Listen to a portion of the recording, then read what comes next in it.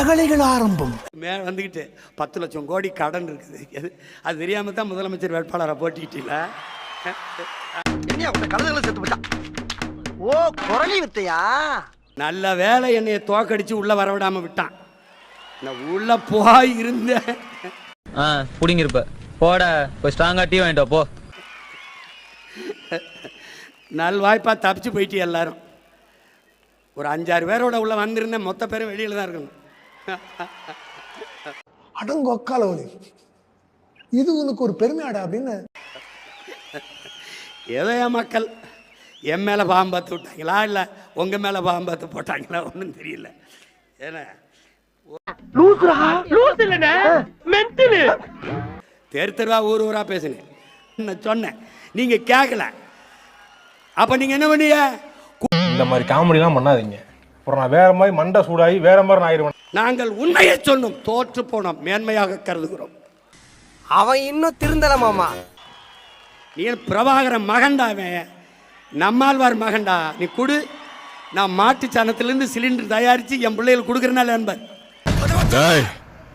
Mental ஹாஸ்பிட்டலுக்கு phone பண்ணுறான்.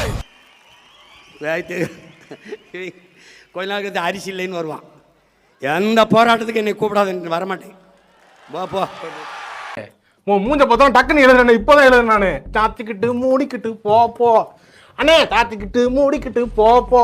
எனக்கு தான் ஒரு கஷ்டம் வராத. நீ தான் கடவுளின் ஆட்சியை நிறுவிட்டிய. அப்புறம் நாங்கள் தேவைப்பட மாட்டோம்ல. ஏதாவது ஒரு பிரச்சனைன்னு வீட்டுக்கு வந்துட்டு எனக்கு மனு கொடுக்க வா. அன்னைக்கு இதெல்லாம் யாரா உன்ட்ட கேட்டா? யாரா நீ? இந்த சிரிச்சுக்கிட்டு இருக்க சீமா இல்லை அன்னைக்கு சேட்டை. உனக்கு என்ன சொல்கிறோம் ஏது சொல்கிறோம்னு கேட்கறது இல்லை. அவனை சொல்லி நிறுத்துவீங்களா?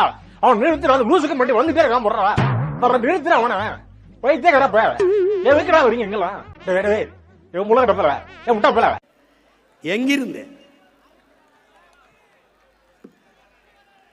பாருங்க, எப்படி எப்படி பாருங்க.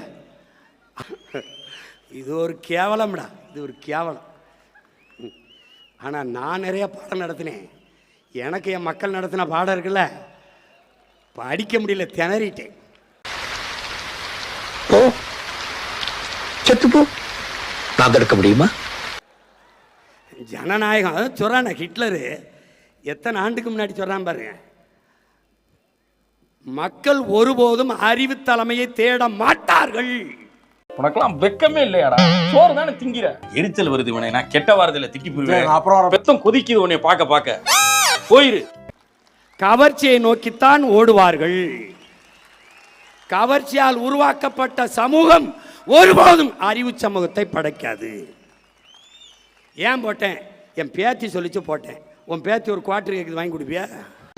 டேய், என்னடா டயலாக் இது? எவன் எழுதி கொடுத்தானே அது இப்படி பேசிட்டு போறான்? ஏனது பேத்தி சொல்லிச்சு போட்டேன். பேரன் சொன்னான் போட்டேன். ஜனநாயகம்ங்கிறது எவ்வளவு வேடிக்கையானதா இருக்கு பாத்துக்க. ஆஹா, இவன் மண்டை குழம்பி மெண்டலாகி வந்திருக்கானா இல்ல போர் அடிக்குதுன்னு டைம் பாசிங் பண்றானா என்னன்னு தெரியலையே. அப்பாடி அப்பாடி. சரி, என்ன செய்யறது? பிறந்துட்டவங்க கூட போராடி இறந்துட்டான் ரொம்ப பேர். நான் பாட்டுக்கு படம் எடுத்து ஏதோ வருஷத்துக்கு ஒரு 2 படத்தை எடுத்து பிடிச்சி நடிச்சு கிடிச்சு பொழத்திட்டு இருந்திருப்பேன். உனக்கு வேலை இல்லை தெரியுது எனக்கு. என்னைய கூட்டி கொண்டு வச்சு மண்டையை கழுவி நான் என்ன செய்யறது அங்கே போயின்னு. நீங்கள் போய் இறங்குங்க, உங்களுக்கு என்ன செய்யறதுன்னு தெரிய வந்துடும்னு. எனக்கு தெரிய வந்துருச்சு. இங்கே பல பேருக்கு ஒன்றும் தெரிய வரவே இல்லையே. அதான் நான் வேண்டாம்னு சொன்னேன். இவன் தான். நானும் வேணாம்னு தான் சொன்னேன். அவன் தான். நானும் வேணாம் தான் சொன்னேன். யாரு? நான் தான். ஏம்பா சுடுகாட்டுக்கு சொல்லியாச்சா? சொல்லியாச்சுங்க சார். சார் எரிக்கிறோமா புதைக்கிறோமா சார்? ஏற்கனவே எரிஞ்சு தானே புதைச்சிடலாம். சரிங்க.